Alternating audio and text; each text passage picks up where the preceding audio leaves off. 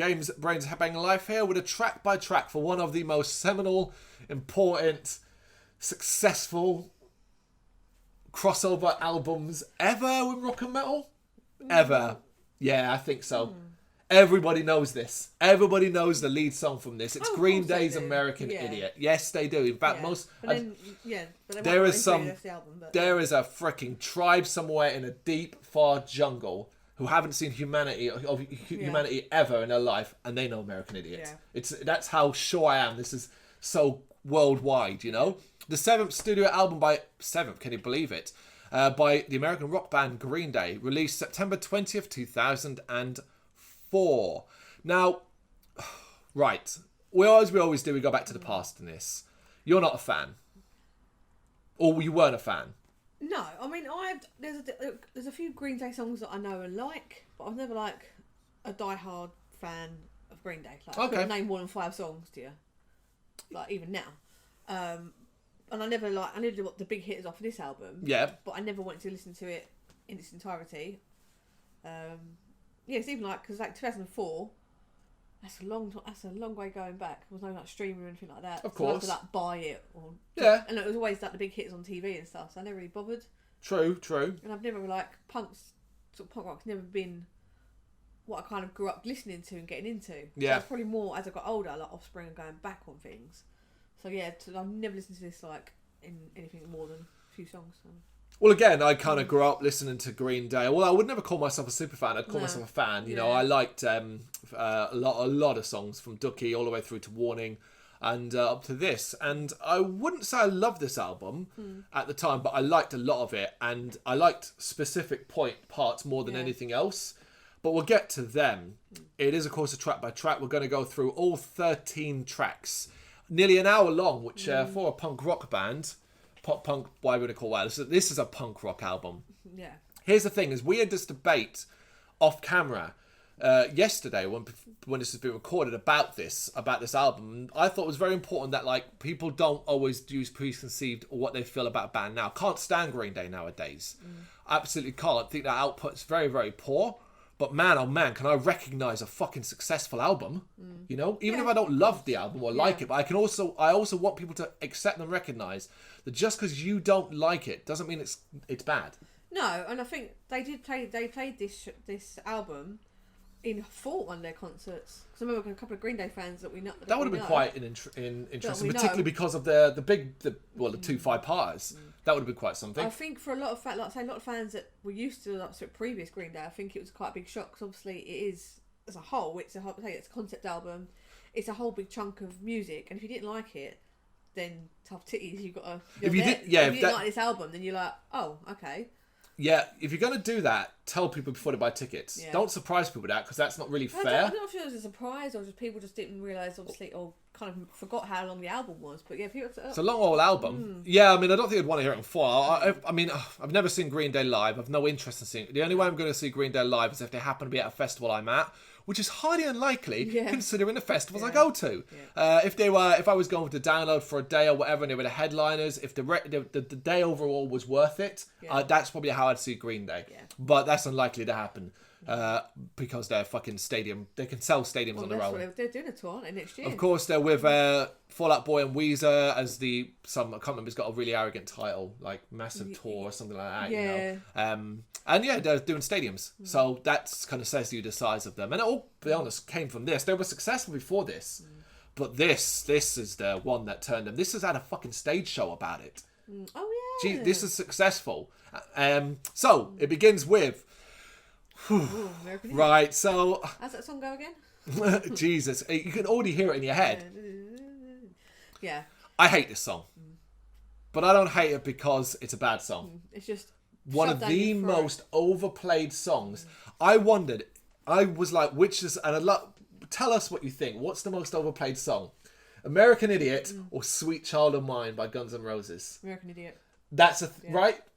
Because if you go to somewhere, say if it's like a family party and you say, oh, can you play a bit of rock?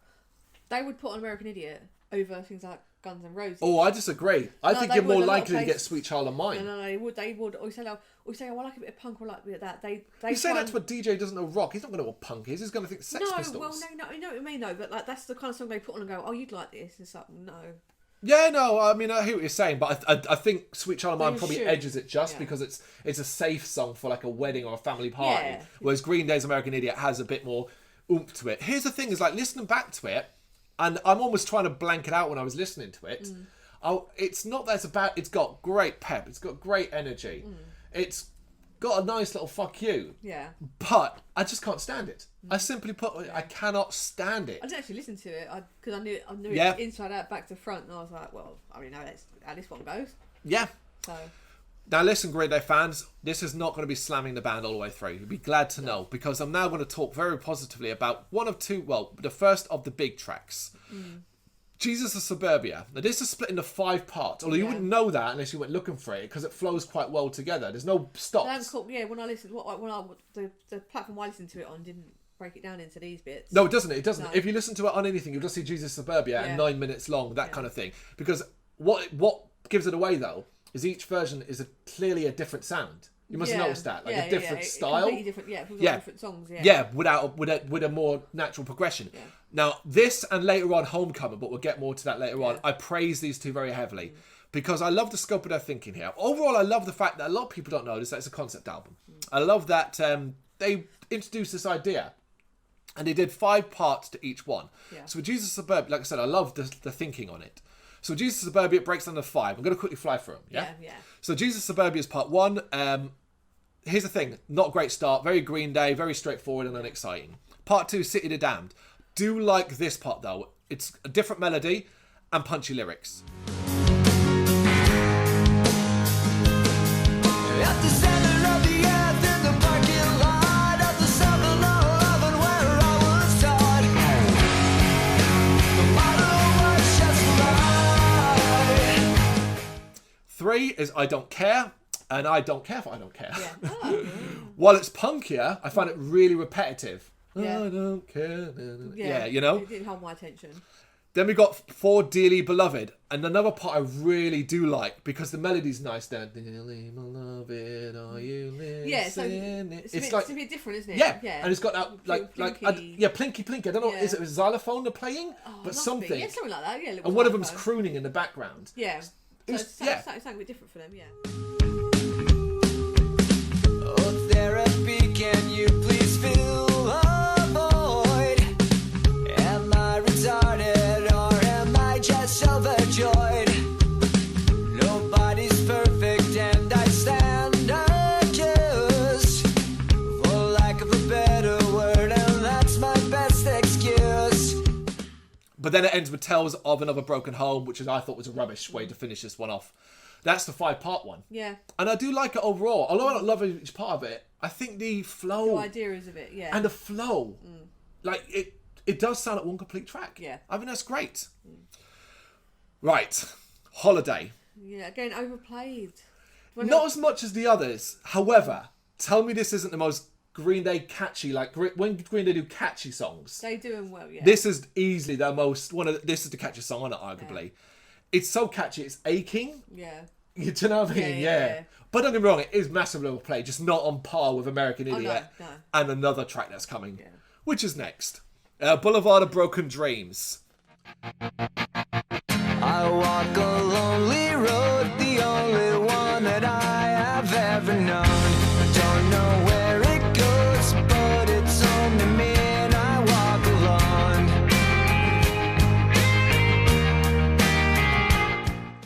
Now, me and Brendan in a previous track by track, or might have been something else where we referenced this point.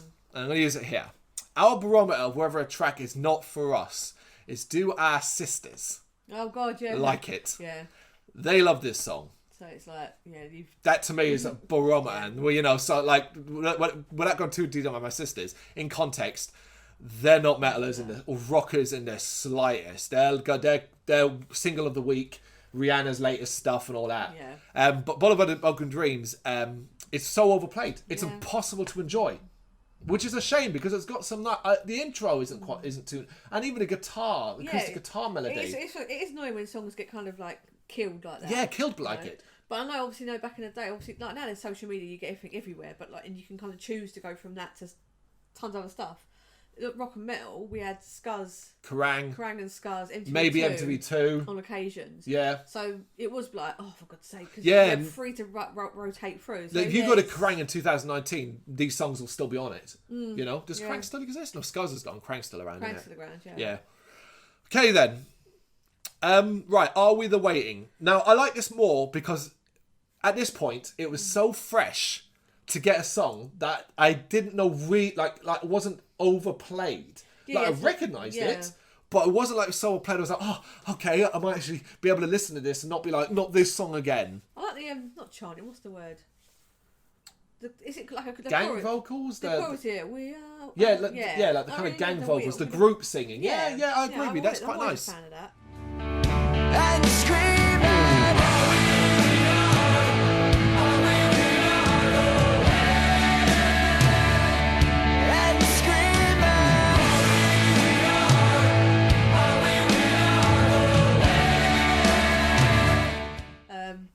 Yeah, because the place I listen to on it as well, they put a lot of these songs together. So there's 3 tracks that are like something/something. Right. So they kind of they go into each other. Right. For where I'll be listening to them, so they're not separate on here, but that's just the way they are. So We Are the Waiting and Seeing Jimmy goes so the beat goes up, doesn't it? Yeah. You said it's about a song called Jimmy, isn't it? Like Seeing Jimmy. Yeah. It's a peppier song, but I don't particularly care for it. No. It's fast-paced punk rock, but not a lot else. You know, it's just there. Give me Novocaine. Now, I'm going to be harsh here. Depressing shite. Yeah. The melody isn't even that good. The flashes of heavier rock stuff doesn't nothing to improve it. Just a filler. Shit song. Yeah, that's filler. Simply that. Just to bulk out the story of having Jimmy as a drug dealer, isn't it? So is it Jimmy the name of him? Yeah, Saint Jimmy. It's written on it. Yeah. Yeah. The worst song on the album's next. She's a Rebel. Hate this track. Yeah. Fucking hate it. This is the most pathetic, radio-friendly wank. Just ugh. Yeah, that was a struggle for me. I'm like, really? Because obviously, like, went from the Give Me Novocaine, and then she's a rebel.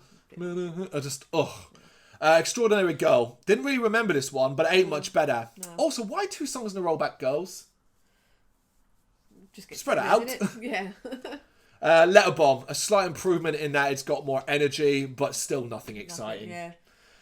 And then we hit one of the, again, we're back to this, one of the most overplayed songs. Now here's the thing, without that, I don't really like it. It's not for me. However, once you know and you learn what it's based around and who it was written about, it's written about his father. That I can appreciate more. Yeah. I can appreciate it more. But not only that as well, I know this song is used and has been used for tribute videos for the 9/11 attacks and other stuff. And I know it appeals to people in that, for some like related to war and stuff like that. And while I don't necessarily always agree with that, because that's not what the song was based around, if that's giving people hope and making them feel better and stuff like that, go fucking nuts. Yeah, because I say it makes sense. Like a lot, sort of when people talk about grief and stuff, sometimes they have to get past a certain point. Yeah. Say someone died in September on their birthday, or it was a wedding anniversary, someone died. You feel like once you get past that certain point, you might be alright. It eases off a little bit. Yeah. So obviously, I can see why people would take it as their kind of song. Yeah, which is like I said, no problem with that at all. Absolutely, music, so. No problem with that at all. That's a good thing, and that makes me appreciate the song. Yeah. Do I like it? No. Afraid not. Then we're back to the big one, the one I mentioned at the start. This is Homecoming. Split into 5 parts. Now, I am a big... This is basically my favourite part of Green Day's. This album. Because the 5 parts of this overall are so varied. I almost enjoy all of it. Well, except the start, the Death of St. Jimmy. I find it quite lacking. It's not quite... that like what I wanted. I didn't know that there's that bit. It sounds like a bit of a Grease breakdown. Well, we'll get bit by bit. I'm skipping ahead. Sorry. East 12th Street. It's nothing. It's more of an interlude before it actually gets fucking good. Nobody Likes You. Love this. The bells, the shouted vocals. When I was drunk, this used to be my anthem. I'd be walking back home as a teenager, and I have this. The way he talks, the spoken word almost shouted. The lyrics are it's really well done. Yeah. It really is. After 10 cups of coffee, I'm doing it fasting. Yeah. It's really just really, and that bell stuff going in the background. It's imaginative. Left me alone.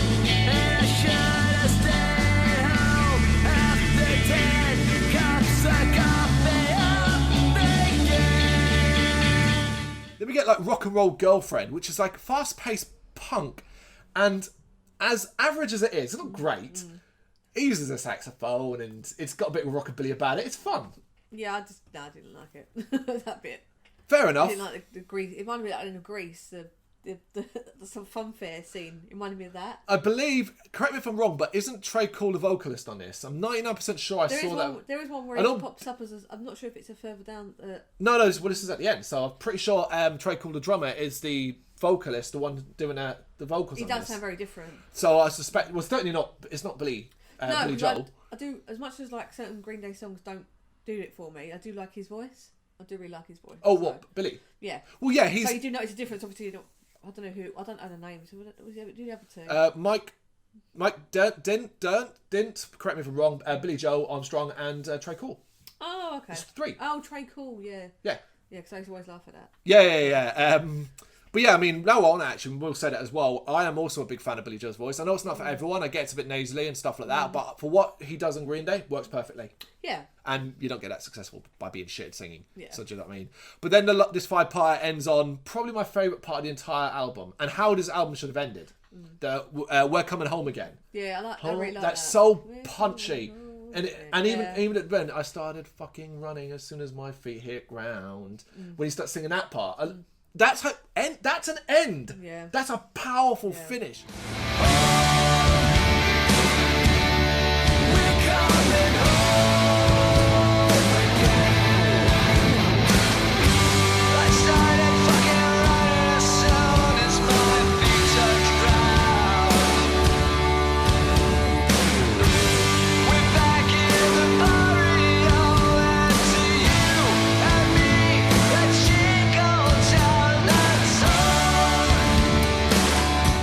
And I love, it's one of my favourite parts of any Green Day, is that entire segment. It's just really, it's uplifting. Yeah. But for some reason it ends with What's Her Name? Yeah, I didn't mind this song, but it's not saying it's an album, especially after that. I think there's different listings and different styles of the albums, because Probably. What's Her Name was further up when I listened to it. There was another song that had Special edition, digital editions. so it was all a bit out of whack for me. But yeah, I want to finish with What's Her Name, because that's a middle card song. Yeah, see that's... Yeah, This is one I listened to. With, right, so yours is... That had... a song called Governator had someone else singing, so maybe that was Trey Cool again, because it didn't sound like... Possibly. I didn't listen to... We don't never do bonus albums. We just did a full original thing. Yeah, always just do the original lineup. It was. Yeah. So yeah, there we go. It's Green Day's American Idiot. A mixed bag overall, in the sense that I massively I will never undersell this album. If somebody says to me, "Oh, it wasn't that successful," fuck off, man. It is literally one of the biggest rock albums in the entire world, and will be remembered as such. Green Day, it made Green Day one of the biggest bands in the world. They got massive success from it. Congratulations. It's got some good stuff on it. Yeah. And I do think if it wasn't for the fact that a lot of it was overplayed, I'd appreciate it a lot more. Yeah. And it's simply as that. But that happens to a lot of albums. Is it a bad album? Get on your bike. Don't be crazy. It's not a bad album. That anyone that says it's a shit album means you It's did. not a shit album, but I don't think I'd put on. I wouldn't go, "Oh, I fancy listening to American Idiot." Yeah, but that's not bad or good. That's Yeah, your that's just... personal opinions. I wouldn't go, I want to listen to American Idiot. But if someone says to me, "Oh, American Idiot, do you reckon it's a good album?" I'd be like, "Yeah, of course it is." That's my... Yeah. I mean, I'd want to go more in depth than that, because I'd be like, "Yeah, but I don't really like it." Yeah. That's the difference. I know it's a good album. I just don't really care for it overall. Yeah. Through thanks to a number of factors, from overplayedness to songs that I think are just a bit shit. Yeah, a bit filler. That's it, really. There you go. That's our track by track. Be sure you check out other content. Thank you for watching. Hit that like and subscribe button.